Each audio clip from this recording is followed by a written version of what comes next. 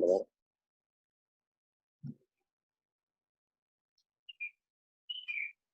Apa Ustaz? Apa mendengar suara? Ustaz mendengar suara saya? Tes, tes, tes.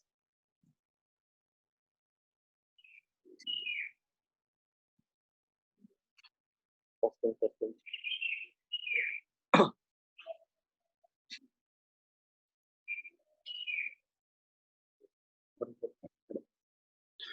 Assalamualaikum warahmatullahi wabarakatuh. Waalaikumsalam. Innal hamdalillah nahmaduhu wa nasta'inuhu wa nastaghfiruhu wa na'udzu billahi min shururi anfusina wa min sayyiati a'malina. May yahdihillahu fala mudilla lahu wa may yudlil fala hadiya lahu. Wa ashhadu an la ilaha illallah wahdahu la syarika lahu. وأشهد أن محمدا عبده ورسوله لا نبي بعده نصلي ونسلم على رسولنا الأمين وعلى آله وأصحابه ومن تبعهم بإحسان إلى يوم الدين وبعد إخواني في الدين أعزكم الله.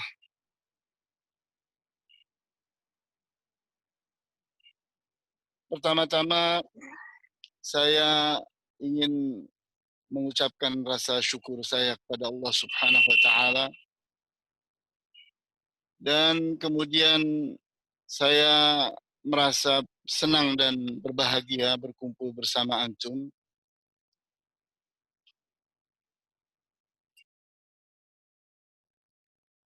Di mana pada kesempatan pagi hari ini, insya Allah kita akan memulai pelajaran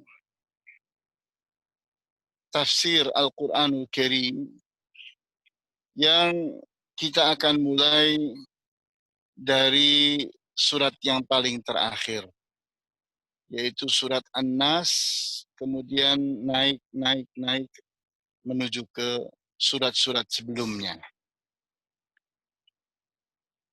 Kita tahu bahwa surat An-Nas adalah tergolong surat Makkiyah.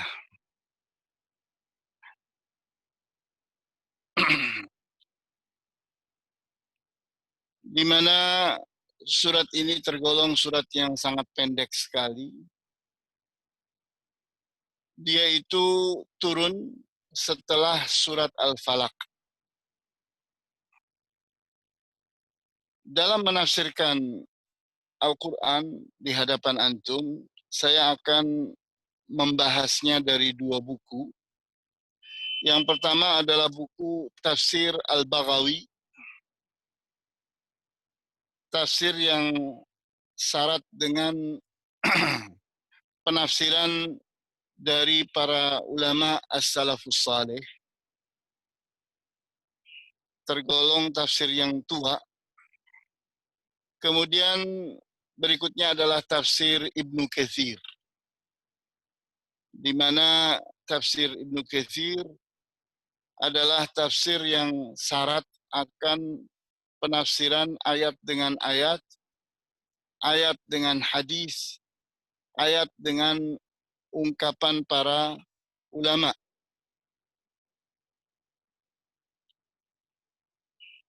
Kita perhatikan surat An-Nas. A'udzu billahi minasyaitonir rajim. Bismillahirrahmanirrahim. Qul a'udzu birabbin nas. Katakan, aku berlindung diri dengan Rabbin nas, Tuhannya para manusia. Rabbin nas, kata Rabb menunjukkan bahwa Allah itu pemilik sifat rububiyah. bahwa Allah itu Rabbun Nas. Di mana sifat rububiyah itu menunjukkan bahwa Allah itu pencipta para manusia. Allah itu yang menghidupkan dan mematikan manusia.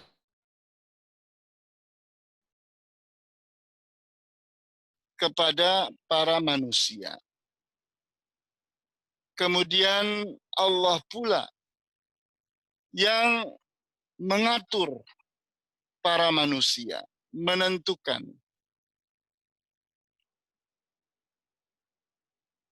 Kita lihat kata Rabbun Nas, Rabb, itu menunjukkan bahwa Allah Subhanahu wa Ta'ala adalah zat yang maha mampu untuk mengadakan alam semesta ini, menciptakannya dan mengaturnya. Di saat kita berbicara tentang rububiyah, rububiyah ini adalah sesuatu yang diimani oleh setiap orang yang fitrahnya belum rusak. Setiap orang yang fitrahnya masih jernih, dia akan beriman kepada Allah sebagai Rabb. Dalilnya apa? Dalilnya surat Al-A'raf ayat 172. Surat Al-A'raf ayat 172. Di saat para manusia itu belum turun ke bumi, para manusia itu masih berada di alam arwah,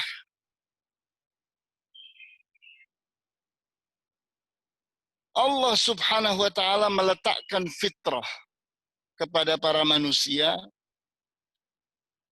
sehingga ayat itu menjelaskan kepada kita, wa id akhadha rabbuka min bani adama min zuhurihim dzurriyyatahum wa ashhadahum ala anfusihim alastu birabbikum qalu bala syahidna. Dan ingatlah ketika Tuhanmu mengambil kalian, kemudian diceritakan di dalam hadis bahwa para manusia pada saat itu masih berbentuk zuriyah, cikal bakal manusia. Kenapa? Karena manusia belum lahir waktu itu. Baru calon-calon manusia. Allah letakkan di tangan kanannya, kemudian Allah meminta persaksiannya. Wa ashhadahum ala anfusihim. Allah meminta persaksian mereka terhadap diri mereka sendiri. Alastu birabbikum, bukankah aku ini adalah Tuhan kalian, Rabb kalian? Maka para manusia saat itu pun telah menjawab, qalu bala. Ya, benar. Maka Allah dan para malaikatnya pun bersaksi. Dikatakan, syahidna, kami bersaksi. Inilah yang disebut dengan al-mitsaqul awwal. Perjanjian pertama. Di mana para manusia itu semua telah bersaksi bahwa Allah lah Rabb mereka. Allah lah Rabb mereka. Sehingga untuk beriman kepada sifat rububiyah Allah tidak butuh ilmu. Untuk beriman bahwa Allah itu Rabb, beriman bahwa Allah itulah pemilik sifat rububiyah,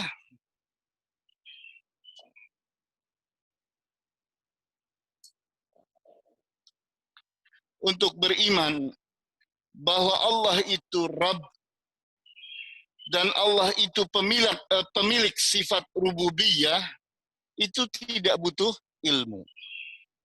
Kenapa? Karena itu telah Allah letakkan pada fitrah manusia. Telah menjadi fitrahnya manusia. Fitrah itu bahasa Indonesianya nurani. Di mana nurani manusia atau fitrah manusia telah beriman kepada Allah. Semenjak masih berbentuk cikal bakal, calon manusia. Sehingga tidak membutuhkan ilmu. Maka kalau ada orang yang kafir, itu penyebabnya karena dua. Sombong dan bohong. Sombong dan bohong. Sombong karena dia mengingkari Allah. Yang di nuraninya ada. Sehingga mereka itu nanti, di saat kesombongannya jatuh, terpuruk, akan beriman kepada Allah. Contohnya, pada saat manusia ada di hadapan bencana. Misalnya seorang manusia berada di atas kapal, berhadapan dengan badai besar, tidak bisa berbuat apa-apa, menjerit-jerit, tidak ada yang menolongnya, maka pada saat itu, walaupun dia sekafir-kafirnya manusia, akan memanggil Allah. Akan berdoa memanggil-manggil Allah. Itu artinya dia sudah kembali lagi kepada fitrahnya. Sehingga hilang sombongnya dan hilang bohongnya. Adapun nanti setelah selamat akan kembali lagi dia mungkin kepada kesombongan dan bohongnya. Nah, jadi kita lihat di sini pada ayat ini Allah Subhanahu wa taala mengajari manusia untuk berlindung diri kepada Allah sebagai Rabb-nya para manusia. Malikin nas. Dan Allah itu adalah raja bagi para manusia. Di mana manusia itu suatu saat akan kumpul. Setelah hari kiamat, tidak ada lagi raja di antara mereka. Raja satu-satunya hanya Allah. Nah, ini menunjukkan sifat mulkiyah Allah. Sifat Allah sebagai penguasa. Di mana Allah lah yang memiliki para manusia dan menguasai para manusia. Ilahin nas. Dia adalah ilahnya para manusia. Ilah itu menggambarkan sifat uluhiyah. Uluhiyah itu berasal dari kata alaha ya'lahu ta'lihan. Yang artinya abida ya'budu ibadatan. Di mana orang yang beriman bahwa Allah itu ilahnya, dia akan beribadah kepada Allah. Karena kata alaha itu sama dengan kata abida. Kata ma'luh itu sama dengan kata ma'bud. Sesuatu yang diibadahi. Nah, jadi kita lihat, di saat kita itu berlindung diri kepada Allah, dengan membaca surat An-Nas ini, kita sedang beriman kepada tiga sifat Allah. Allah sebagai Rabb, Allah sebagai Malik, dan Allah sebagai Ilah. Untuk siapa? Untuk kita para manusia. Dari siapa kita itu berlindung diri? Min syarril waswasil khannas. Min dari syar, keburukan, kejahatan, al-waswas, sang pembisik, al-khannas, yang mudah bersembunyi, yang mudah lari, menghindar. Di mana al-khannas itu maksudnya adalah syaitan. Di mana manusia itu, setiap manusia bersamanya ada syaitan yang disebut dengan qarin. Disebut dengan qarin. Setiap satu manusia bersamanya ada qarin.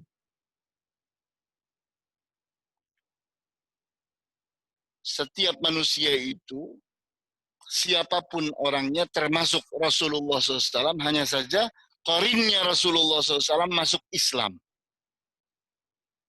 Nah, setiap manusia itu bersamanya ada syaitan yang selalu membisikinya, menggodanya, merayunya untuk berbuat buruk.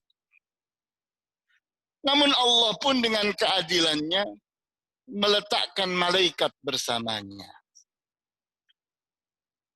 Sehingga kita membaca pada surat At-Tariq bahwa setiap manusia itu lamma 'alaiha hafiz. Setiap manusia itu bersamanya ada malaikat yang menjaganya, yang selalu membisikkan kebaikan. Jadi qarin itu membisikkan keburukan, maka malaikat hafidh itu membisikkan kebaikan. Selalu ada pengimbang. Ada qarin, ada hafidh. Ini keadilan dari Allah Subhanahu wa taala. Sehingga manusia yang tidak dilindungi oleh Allah Subhanahu wa taala mudah untuk menjadi sombong dan bohong. Sombong dan bohong inilah awal dari setiap keburukan. Awal dari setiap kekafiran. Kenapa ada orang mengingkari kebenaran? Maka jawabnya karena sombong dan bohong. Orang sudah tahu bahwa ini adalah kebenaran. Maka kenapa dia tolak? Kenapa dia ingkari? Maka sebabnya sombong. Rasulullah SAW menerangkan, saat ditanya, mal kibru ya Rasulullah, apa sombong itu wahai Rasulullah?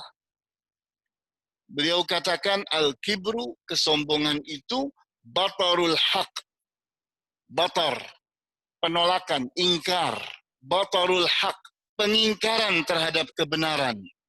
Wa ghamatun nas, dan ghamat, istighfaf, merendahkan para manusia. Orang sombong itu, dia selalu mengingkari kebenaran. Dia sudah tahu bahwa ini benar, tapi diingkarinya. Kemudian tampilan yang kedua dari orang sombong itu merendahkan orang. Orang yang datang kepadanya membawa kebenaran itu dihinakan, direndahkannya. Nah, jadi kita lihat, ini awal dari kekafiran. Tidak ada kekafiran kecuali penyebabnya adalah kesombongan. Kenapa? Karena kebenaran itu sudah ada pada nurani setiap manusia. Beriman kepada sifat rububiyah Allah itu tidak perlu belajar. Tidak ada kebutuhan manusia untuk belajar bahwa Allah itu Rabb-nya. Tidak ada. Sehingga sangat mudah sekali kita untuk melumpuhkan seseorang yang tidak beriman kepada rububiyah Allah. Salah satu contohnya adalah di saat seseorang itu liberal, sekuler, kita lihat dia mengingkari kebenaran. Maka di antara pengingkaran yang dilakukannya adalah mengatakan bahwa Allah itu tidak di atas. Tidak di atas. Allah itu tidak di atas langit. Tidak di atas arsy. Maka kita balik bertanya kepada fitrahnya, kepada nuraninya. Kamu kalau berdoa, itu menengadahkan tanganmu ke bawah, ke samping, atau ke atas. Dia baru baru sadar bahwa dari bayi dia kalau berdoa selalu ke atas. Itu nurani manusia, tidak perlu belajar. Itu ada pada setiap manusia. Sehingga manusia itu kalau menjerit-jerit berdoa, meminta tolong kepada Allah, dia tengadahkan mukanya, tangannya ke atas. Kenapa? Karena dia yakin bahwa Allah itu ada di atas. Dan itu ada pada nurani setiap manusia. Ada pada fitrah setiap manusia. Kemudian, kita berlindung diri kepada Allah dari Al-Khannas. Al-Waswas Al-Khannas. Al-Waswas, waswas, itu artinya adalah pembisik. Kita lihat di sini, kata waswasa artinya membisikkan sesuatu. Ini salah satu kelebihan bahasa Arab.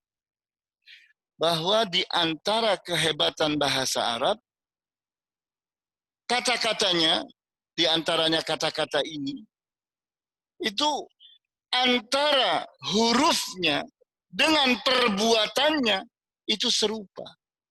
Orang yang membisikkan bisikan itu suaranya was, was, was, was. Karena dia sedang membisikkan sesuatu. Nah, sehingga orang yang melakukan waswasa disebut dalam bahasa Arab sebagai orang yang sedang membisikkan sesuatu. Tidak ingin didengar suaranya kepada siapapun. Dia hanya mau orang ini saja yang dia tuju. Yang lainnya tidak perlu dengar, tidak perlu tahu. Nah, syaitan saat menggoda manusia, yang ditujunya hanya orang ini saja. Syaitan tidak mengumumkan pengumuman. Tidak berbicara dengan orang banyak syaitan itu. Syaitan hanya berbicara dengan orang yang ada di hadapannya saja. Sehingga disebut waswas, pembisik. Kemudian Al-Khannas. Al-Khannas berasal dari kata khanasa. Khanasa itu artinya bersembunyi atau menghindar. Syaitan itu punya sifat. Kalau seseorang itu ingat kepada Allah, zikrullah, maka khannas, dia akan bersembunyi. Tapi kalau seseorang lupa Allah, maka syaitan akan leluasa untuk menggodanya. Sehingga di saat seseorang itu lupa banget kepada Allah, syaitan bisa jadi akan menampakkan tampilannya.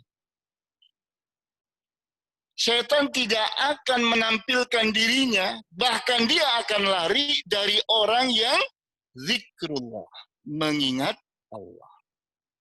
Karena sifat syaitan itu khannas. Dia akan bersembunyi dan menghindar dari orang yang ingat kepada Allah. Apa yang dilakukannya? Alladzi yuwaswisu fi sudurin nas. Dialah yang melakukan waswasa, melakukan bisikan fi sudurin nas, pada dada-dada manusia. Di mana syaitan itu yang selalu ada bersama manusia, tadi disebut apa ya? Qarin. Nah, qarin atau syaitan yang selalu berada bersama manusia itu selalu membisikkan manusia. Bahkan dia itu mampu mengalir bersama aliran darah manusia. Dia itu mampu, yakni berada di pembuluh-pembuluh darah manusia. Makanya manusia itu mudah kesurupan. Kita lihat kalau ada orang kesurupan, penyebabnya karena dia itu lupa Allah. Orang yang ingat Allah, pintunya tertutup. Sehingga syaitan tidak akan mampu untuk menyurupi, masuk, menguasai manusia. Antum perhatikan gejala yang ada pada orang kesurupan, bahwa orang yang kesurupan itu otaknya dikuasai oleh syaitan. Jadi antum tahu bahwa otak manusia itu fisik. Sedangkan akal pikiran manusia itu adanya pada ruh, pada nyawa, pada jiwa. Seorang manusia yang punya pribadi, punya kemandirian, dirinya, otaknya dikendalikan oleh akal pikirannya sendiri. Tapi di saat seseorang itu kesurupan, maka jiwa, ruh orang ini sudah tidak lagi. Akal pikiran orang ini tidak lagi mengendalikan otaknya. Sehingga otaknya itu dikendalikan oleh syaitan. Jadi kita lihat di sini, apa sih bedanya antara orang kesurupan dengan orang gila? Sama, kedua-duanya hilang akal pikiran. Orang gila itu otaknya tidak dikuasai oleh akal pikirannya sendiri.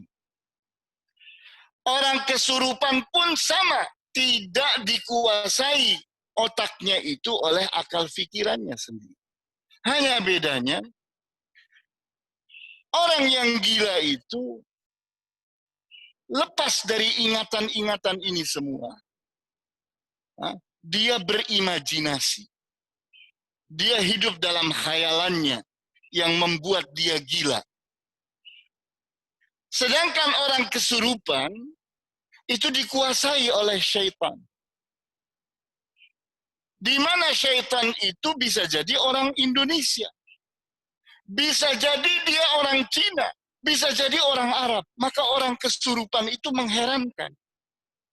Ternyata bisa bahasa Arab. Padahal sehari-hari tidak bisa bahasa Arab. Karena syaitannya orang Arab. Bisa jadi dia berbahasa Sunda padahal dia orang Jawa. Loh, kok bisa? Ya karena syaitannya orang Sunda. Begitu pula ada orang kesurupan bisa berbahasa Cina. Kenapa? Karena syaitan yang menguasai otaknya berasal dari Cina. Nah, jadi kita lihat di sini, Ini bahaya lupa. Lupa kepada Allah itu menyebabkan seseorang akan dikuasai oleh syaitan. Oleh karena itu, di antara hal yang harus dilakukan oleh seorang manusia, dia harus terus-menerus ingat kepada Allah. Terutama di saat akan tidur. Karena tidur itu umumnya manusia sudah lupa apapun. Orang tidur itu lupa apapun. Maka jangan sampai seseorang itu tidak terlindungi. Maka dia pun berlindung kepada Allah sebelum tidur. Itu diantaranya. Kemudian, berikutnya lagi, syaitan yang suka membisiki manusia itu diterangkan di akhir ayat, di akhir surat ini, minal jinnati wan nas. Pembisik atau al-khannas itu, al-waswas itu bisa al-jinnah, jin, bisa an-nas, para manusia. Karena yang menggoda manusia itu bisa berupa jin, bisa berupa para manusia. Jadi kita lihat, di saat kita berbicara tentang alam semesta, kita berbicara tentang alam. Tentang alam. Alam itu pengertiannya adalah setiap sesuatu selain Allah. Itu disebut alam. Di mana alam itu ada yang alamul syahadah, ada alamul ghaib. Ada alamul ghaib, ada alamul syahadah. Apa sih artinya? Alamul syahadah, asyahadah itu artinya persaksian. Alam yang bisa dipersaksikan. Dipersaksikan dengan apa? Dengan panca indera. Setiap sesuatu yang bisa ditangkap keberadaannya oleh panca indera, itu disebut dengan alamus syahadah. Kemudian alamul ghaib. Alam yang bersifat ghaib. Itu maknanya adalah alam yang tidak bisa ditangkap oleh panca indera. Ada bersama kita, tapi kita tidak mampu melihatnya. Tidak mampu mendengarnya. Tidak mampu merasakannya. Contohnya malaikat dan jin. Malaikat dan jin. Ada bersama kita malaikat dan jin. Tapi kita tidak melihatnya. Kita tidak mendengarnya. Kita tidak merasakan keberadaannya. Nah, itu disebut dengan apa tadi? Alamul ghaib. Nah, jadi kita lihat penggoda kita atau pembisik kita itu bisa berupa jin, bisa berupa manusia. Sehingga al-waswas al-khannas, pengertiannya siapa sih? Syaitan. Al-waswas, si pembisik itu disebut dengan syaitan. Karena dia punya dua sifat ini. Selalu membisikkan bisikan-bisikannya dan selalu bersembunyi. Selalu menghindar di saat orang itu ingat kepada Allah. Nah, yang punya sifat ini disebut dengan syaitan. Bisa berupa jin, bisa berupa manusia. Sehingga kita pun membaca pada surat Al-Jin ayat 6. Surat Al-Jin ayat 6. Wa innahu kana rijalum minal insi ya'udzuna birijalim minal jinni. Dan sesungguhnya ada orang-orang, rijal itu artinya orang-orang, minal insi dari kalangan manusia, ya'udzun berlindung diri, birijalin dengan orang-orang, minal jinni dari kalangan jin. Jadi kita lihat ini kaitan antara manusia dengan jin. Sehingga orang yang salah paham itu mudah menjadikan jin sebagai Tuhannya. Maka kita lihat pada umumnya Tuhan-Tuhan yang selain Allah itu adalah kalangan para jin.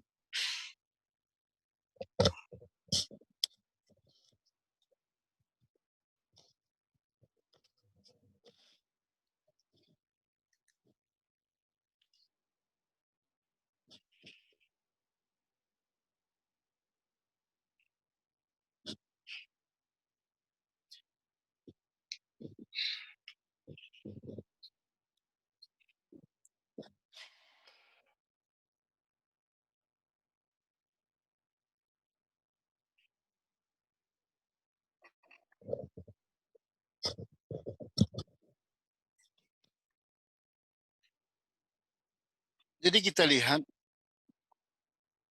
di saat kita berbicara tentang manusia dan jin, al-jinnah wan nas, kalangan jin dan manusia, dua-duanya bersama kita. Dua-duanya bersama kita. Kemudian dua-duanya bisa menjadi syaitan. Bisa menjadi syaitan. Di saat dia itu memiliki dua sifat ini.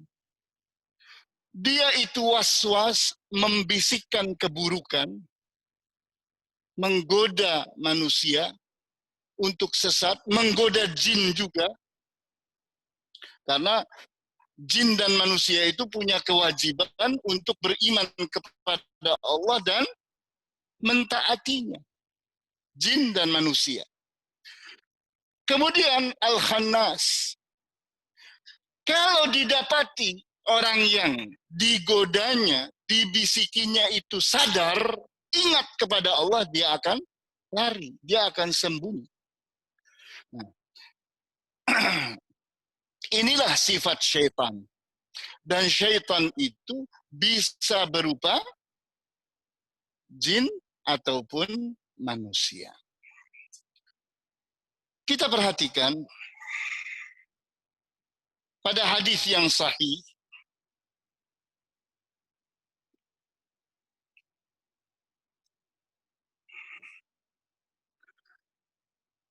kita membaca di mana pada hadis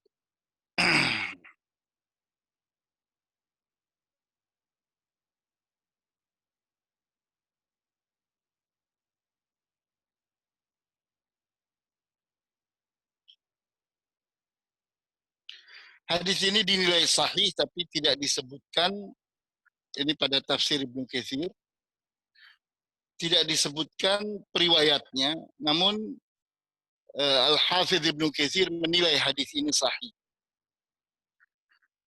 Di mana Rasulullah SAW mengatakan, "Ma minkum min ahadin illa qad wukila bihi qarinuhu." Tidaklah di antara kalian ada seseorang kecuali dia itu telah bersamanya ada qarin. Qalu wa anta ya Rasulullah. Para sahabat pun bertanya, engkau pula wahai Rasulullah? Qala na'am. Kata Rasulullah, ya. Illa anna Allah a'anani alaihi fa aslama. fala ya'muruni illa bi khairin. Kata Rasulullah SAW, kecuali bahwa Allah itu telah menolongku, sehingga qarinku itu telah masuk Islam. Sehingga dia itu tidak memerintahkan aku kecuali kebaikan. Jadi kita lihat bahwa bersama Rasulullah ada qarin, jin, ada qarin. Tapi jin yang bersama Rasulullah SAW itu sudah masuk Islam. Kemudian dalam hadis yang sahih pula, diriwayatkan oleh Al-Bukhari dan Muslim, Rasulullah SAW bersabda, Inna syaitana yajri min ibni adama majrad dam. Bahwa syaitan itu mengalir, berlari-lari pada diri anak Adam, pada diri manusia, majrad dam, melalui aliran darahnya. Jadi syaitan itu ada bersama kita di dalam tubuh kita. Ada di aliran darah kita. Memang kita kalau menggunakan yakni otak kita seolah-olah sulit. Tapi inilah makhluk Allah seperti halnya malaikat. Begitu pula jin. Kita lihat dia itu jasad halus. Sedangkan manusia dan binatang serta tumbuh-tumbuhan itu jasad kasar. Jasad halus itu tidak akan terhalang oleh materi-materi ini. Sehingga walaupun kita tutup rapat rumah kita, kita kunci, malaikat bisa masuk. Jin bisa masuk. Kenapa? Jasadnya jasad halus. Jasadnya itu jasad halus. Sehingga yang kasar-kasar ini tidak mampu menghalangi. Ini yang perlu kita pahami dengan baik. Sehingga dari sini Rasulullah menggambarkan bahwa keberadaan qarin kita, syaitan kita bersama kita, itu di mana letaknya? Di aliran darah, majrad dam. Majrad dam itu artinya tempat mengalirnya darah, ya pembuluh-pembuluh darah itu. Kemudian kita perhatikan lagi hadis yang lain, kalau yang tadi diriwayatkan oleh Al-Bukhari dan Muslim. Berikut ini hadis yang diriwayatkan oleh Al-Imam Ahmad. Diceritakan Uzira bin Nabi sallallahu alaihi wasallam himaruhu. Suatu saat keledainya Rasulullah SAW terpeleset. Fakultu ta'isa syaitan. Maka aku berkata, celakalah setan. Jadi kita lihat seorang sahabat yang bernama Abu Tamimah bersama Rasulullah SAW. Suatu saat keledainya Rasulullah SAW itu terpeleset. Kemudian Abu Tamimah berkata, ta'isa syaitan, celakalah setan. Faqala Nabi sallallahu alaihi wasallam, la taqul ta'isa syaitan, fa innaka idza qulta ta'isa syaitan ta'azama. Kata Rasulullah, janganlah engkau berkata celaka setan. Karena sesungguhnya di saat engkau mengucapkan celakalah setan, maka setan jadi besar. Setan jadi besar. Kenapa? Kita tahu kita ini harus menganggap setan itu hina. setan itu lemah. Setan itu tidak berarti apa-apa dalam mempengaruhi diri kita. Tidak punya kekuatan. Kenapa? Karena kita dilindungi oleh Allah. Di saat seseorang itu ingat Allah, maka dia dilindungi oleh Allah. Sehingga setan itu bukan apa-apa. Di saat kita berkata, celaka setan, berarti kita menganggap setan itu kuat. Bisa berpengaruh. Maka kita punya kewajiban untuk menghilangkan itu. Kita harus punya keyakinan bahwa setan itu bukan apa-apa. Di antara kesalahan kita, itu menganggap setan itu kuat. Menganggap setan itu berpengaruh. Bahkan, menganggap setan itu Tuhan-Tuhan. Maka kalau kita perhatikan nama-nama dewa-dewa itu nama-nama setan. Sehingga kita lihat yang dianggap berpengaruh itu setan-setan itu. Maka dinamai dengan nama yang macam-macam, entah itu namanya Nyi Roro Kidul, atau nama-nama yang lain, maksudnya adalah jin. Maksudnya adalah jin. Sehingga seseorang harus mengklakson, ting, untuk apa? Izin, permisi kepada penunggu katanya. Siapa yang kau maksud penunggu? Setan itu. Kita tidak boleh menganggap setan itu berpengaruh. Kalau kita ini zikrullah, kita dilindungi oleh Allah, setan itu justru takut kepada kita. Dia akan lari. Jadi jangan dibalik. Seseorang takut kepada jin, kepada syaitan. Kamu ini berarti tidak ingat kepada Allah. Yang mestinya takut itu setan kepadamu. Bukan engkau takut kepada setan. Ini yang tidak boleh terbalik. Tidak boleh terbalik. Oleh karena itu takut kepada setan itu sesuatu yang tidak dibenarkan. Tidak dibenarkan. Kita harus berani.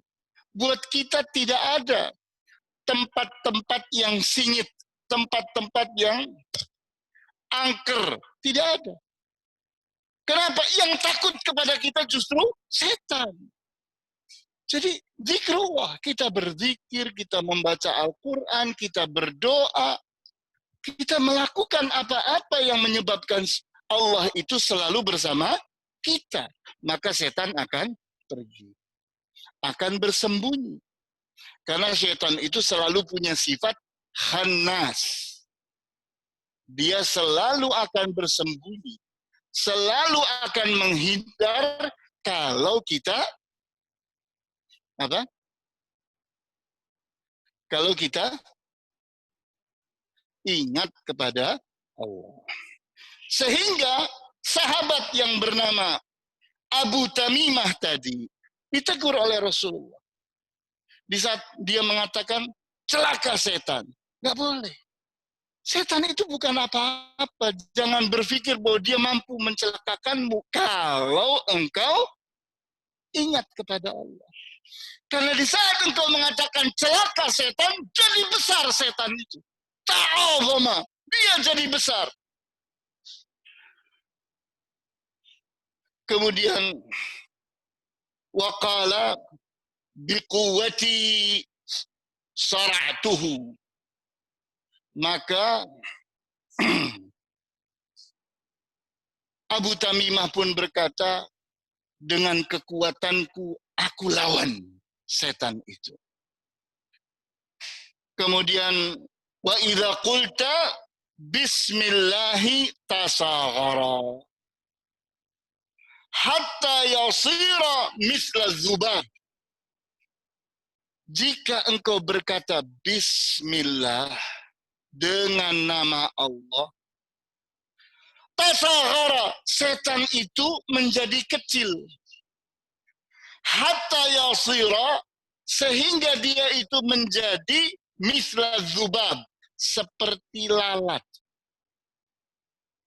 Jadi kalau kita ini zikrullah, di antaranya kita mengucapkan bismillah, kita berada di mana? Nah, kata orang ini tempat ini angker, singit dan sebagainya. Maka kita ucapkan bismillahirrahmanirrahim. Duduk kita. Setan pergi.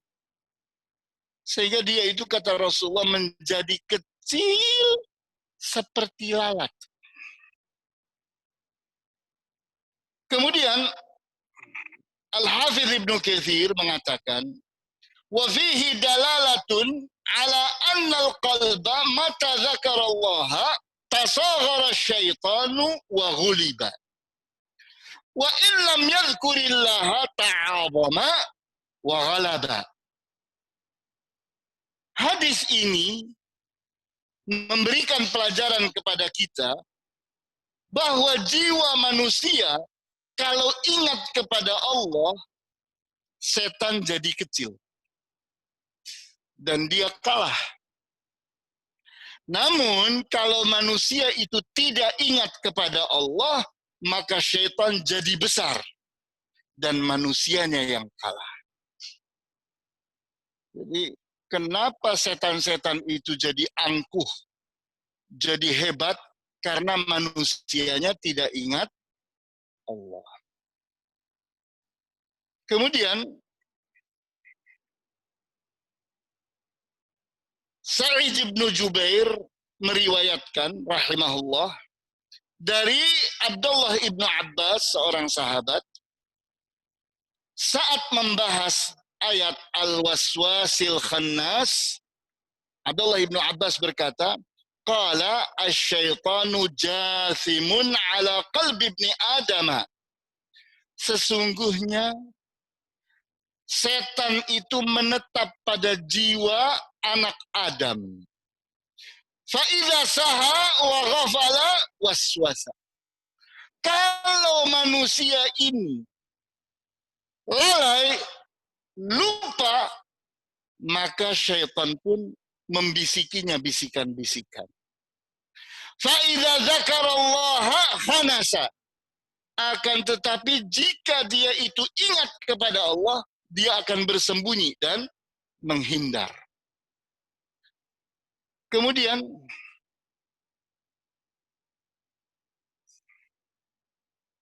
kita lihat lagi Al-Mu'tamir Ibnu Sulaiman meriwayatkan dari ayahnya. Katanya, Zukira anna syaitan al-waswas yanfudhu fi qalbi ibni Adam 'inda al-huzni wa 'inda al-farahi. Fa idza dzakara Allah khanasa. Dikatakan bahwa syaitan itu adalah pembisik. Dia akan membisiki manusia. Dia berada pada jiwa manusia di saat manusia itu merasa senang atau merasa sedih. Pada saat manusia itu merasa senang atau merasa sedih, ini memiliki kemungkinan lupa kepada Allah. Nah, di saat seseorang senang, maka bisa jadi sombong. Di saat seseorang sedih, maka bisa putus asa. Ini event-event empuk buat setan. Event saat peluang atau kesempatan bagi setan itu menggoda di saat dia senang atau sedih. Karena orang senang sama orang sedih itu mudah lupa Allah. Nah, di sini فَإِذَا ذَكَرَ اللَّهَ khanasa. Maka orang yang senang atau sedih itu, begitu dia ingat Allah, maka setan akan khanasa. Apa artinya tadi khanasa? Bersembunyi atau menghindar. Kemudian kita lihat pula pada surat Al-An'am ayat 112. Surat Al-An'am ayat 112. Wa kadzalika ja'alna likulli nabiyyin aduwan. Dan begitu pula kami telah jadikan untuk setiap nabi itu ada musuhnya. Syayatinal insi wal jinni. Musuhnya itu setan dari kalangan jin dan manusia. Yuhi ba'duhum ila ba'din zukhrufal qawli ghurura. Sebagian setan kepada sebagian yang lain itu saling membisiki satu dengan yang lain untuk membisikkan kata-kata yang indah sebagai tipu daya. Jadi kita lihat manusia itu terkecoh dan tertipu saat manusia memiliki harapan-harapan. Saya kalau tanya kepada antum, yang indah di dunia ini apa sih? Adakah yang indah di dunia ini?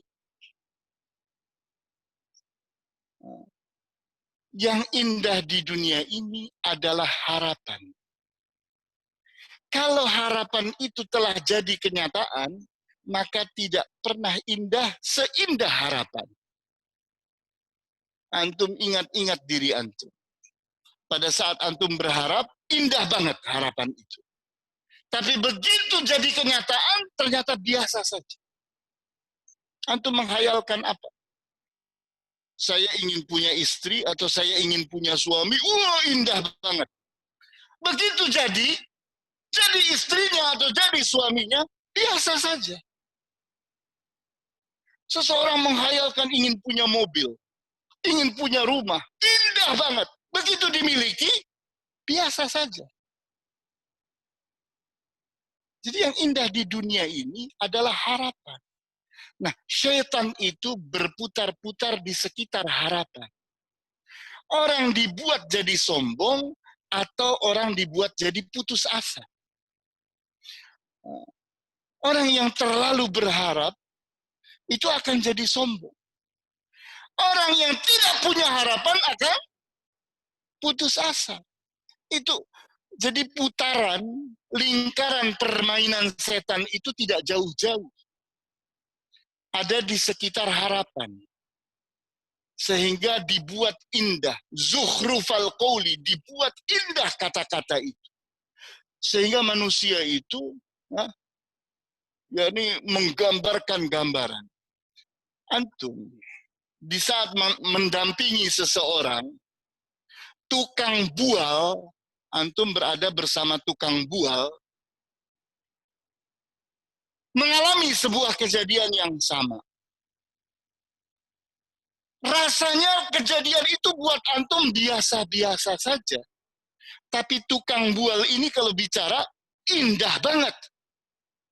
Sehingga orang yang tidak mengikuti kejadian itu, terbuai. Enak banget ya. Padahal kita berada bersama tukang bual ini biasa saja. Cuma dia itu punya zukhrufal qawli. Pandai menggambarkan sesuatu, mengindahkan sesuatu. Nah, ini kepandaian setan. Kepandaian setan bisa dari kalangan jin, bisa dari kalangan manusia. Sehingga dari kepandaian mereka yang luar biasa, antum bayangkan, 3 lawan 3. Baik melawan buruk, benar melawan salah, kemudian manfaat melawan bahaya. Baik melawan buruk, benar melawan salah, manfaat melawan bahaya. Antum bayangkan, kita tidak sulit untuk menerangkan orang bahwa ini baik, bahwa ini benar, bahwa ini bermanfaat, karena itu disukai oleh manusia. Nah, ini antum lihat. Kehebatan setan entah itu jin, entah manusia, bisa menggambarkan yang buruk itu baik. Bisa menggambarkan yang salah itu benar. Bisa menggambarkan yang berbahaya itu bermanfaat. Gila atau tidak? Ini marketing yang luar biasa. Hah? Kalau antum suruh memasarkan barang, jelas baiknya, jelas benarnya, jelas manfaatnya, mudah. Tapi antum disuruh memasarkan sesuatu yang buruk, sesuatu yang salah, sesuatu yang berbahaya. Membutuhkan apa? Membutuhkan zukhrufal qaul, kata-kata, bualan-bualan yang membuat orang terpesona, tertarik, terbawa.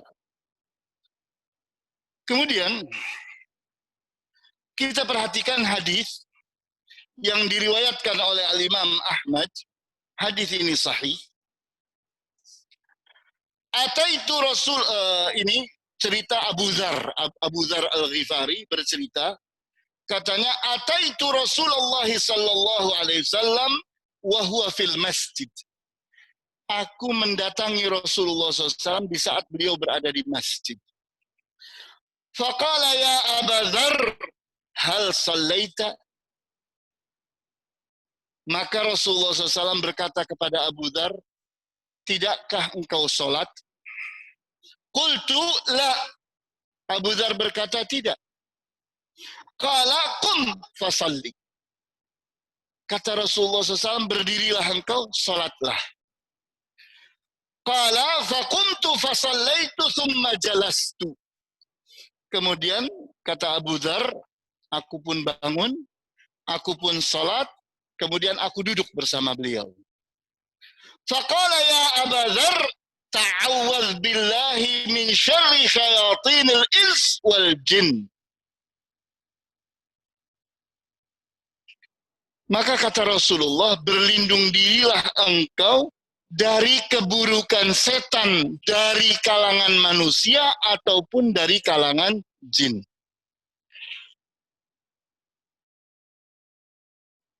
Faqultu ya Rasulullah, walil insi syayatin. Kata Abu Dzar, aku pun bertanya kepada Rasulullah, apakah manusia juga ada setan-setannya? Qala na'am. Kata Rasulullah, iya. Jadi hadis ini riwayat siapa tadi? Al-Imam Ahmad. Di mana hadis ini sahih, menggambarkan bahwa setan itu juga dari kalangan manusia. Jadi setan itu ada dari kalangan jin dan ada dari kalangan manusia. Tapi intinya dua tadi. Di mana setan itu selalu siap untuk was-was, membisik-bisikkan zukhrufal qauli. Tipu dayanya itu. Bisikan. Yang kalau manusia itu ingat, dia khanas. Nah, ini sifat yang kedua. Dia akan lari, menghindar atau bersembunyi kalau orangnya ingat kepada Allah. Makanya kita lihat ada orang-orang tertentu lari dari orang yang benar. Orang yang selalu ingat kepada Allah, itu orang ini lari. Tapi kalau dapat orang yang lalai, orang yang tidak pedulian, nah ini makanan buat dia. Maka digodanya orang yang seperti ini, ditipunya. Terakhir dalam pembahasan kita adalah hadis yang sahih diriwayatkan oleh Abu Dawud dan An-Nasa'i, di mana seseorang datang kepada Rasulullah SAW dan bertanya, ya Rasulullah, inni la uhadditsu nafsi bisyai'i la an akhurra minas sama'i ahabbu ilayya min an atakallama bihi. Wahai Rasulullah, aku ini bisa jadi berbicara terhadap diriku sendiri dengan sesuatu yang buatku kalaulah aku itu jatuh dari langit, lebih aku sukai daripada aku mengucapkan ucapan itu. Jadi ini si penanya ini kepada Rasulullah sedang menggambarkan adanya kata-kata, adanya bisikan yang aku tidak suka di bisikan ini. Sehingga buat aku kalau ada pilihan lain, yaitu aku jatuh dari langit, lebih aku sukai daripada aku mengucapkan ini. Artinya ada saja. Nah, contohnya begini. Seseorang bisikan itu berkata, nah, bukankah Allah itu besar? Ya. Bukankah Allah mampu menciptakan batu besar? Ya. Bukankah Allah mampu membuat batu yang lebih besar daripadanya? Nah, di sini jebakan. Kalau kita katakan ya, berarti Allah itu ada yang lebih besar daripadanya. Nah, ini salah satu contoh.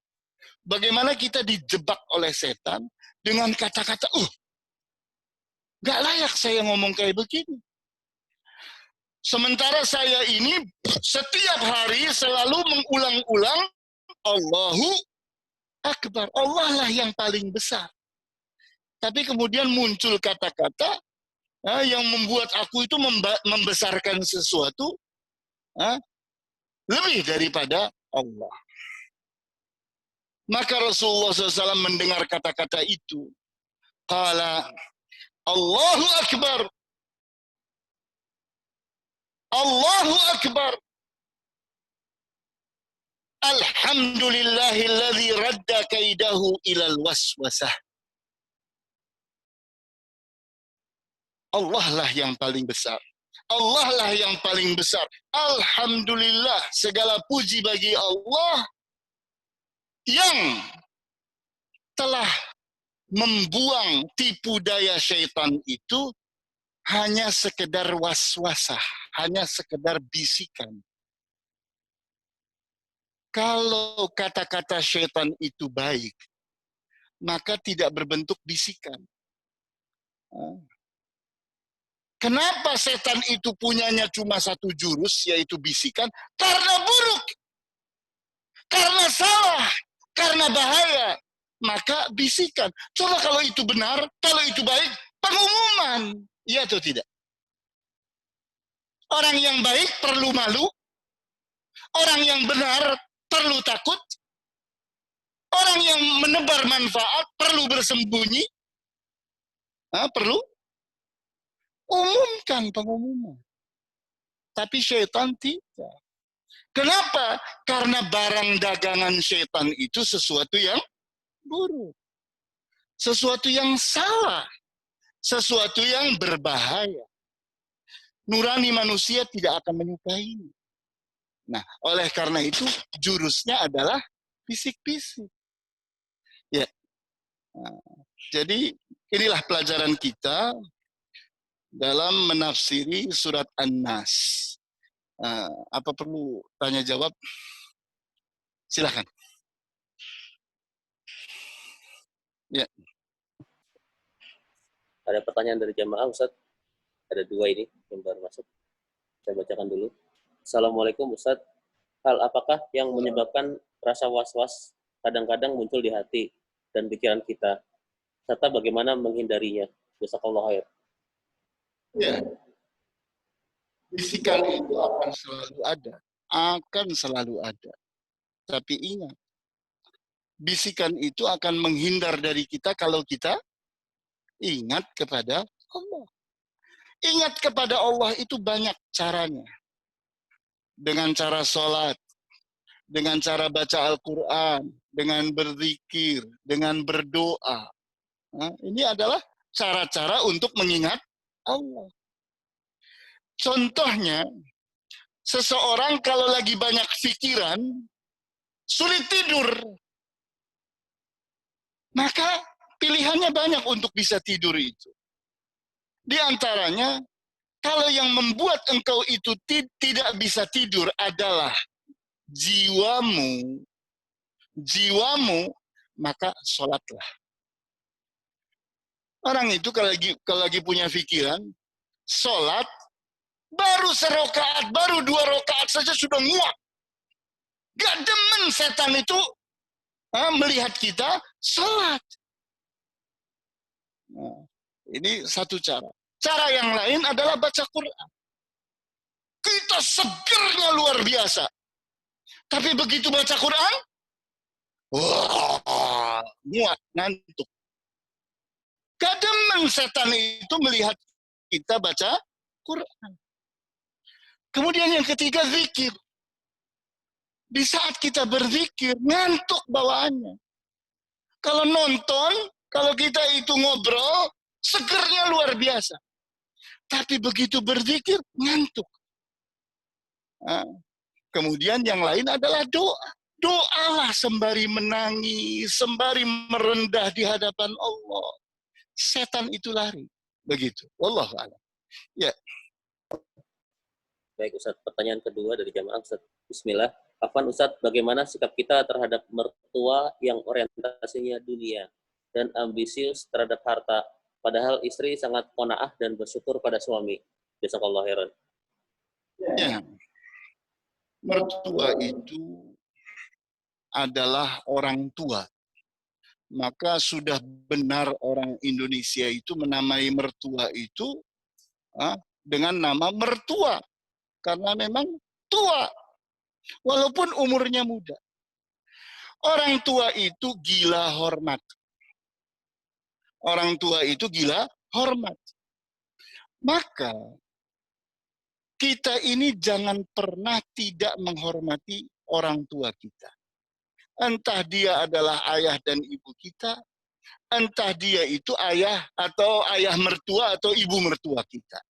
Sama, beri porsi kehormatan yang luar biasa.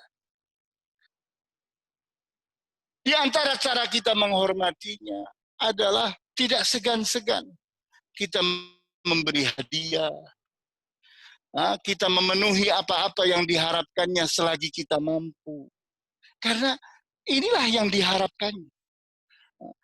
Sehingga kita itu sedang melaksanakan hadis di mana Rasulullah SAW mengatakan, tahadau tahabau.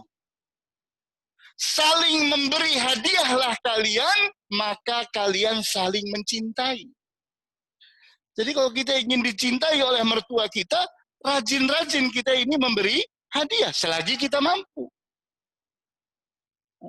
Jadi kita lumpuhkan sisi penyakitnya. Penyakitnya orang tua itu gila hormat. Apalagi kalau orang itu semakin lemah. Karena orang tua itu umumnya punya masalah ini. Maka kita berikan rasa hausnya itu, rasa laparnya itu kepada penghormatan. Maka kita beri. Nah, di antaranya kita jangan lupa untuk menyebut kebaikan, memberinya hadiah, memberikan ucapan-ucapan yang menyenangkannya. Selagi itu tidak dusta, selagi itu tidak dosa, lakukan. Begitu. Allah. Baik Ustaz, tidak ada pertanyaan lagi dari jamaah Ustaz. Ya, silakan barangkali ada pertanyaan.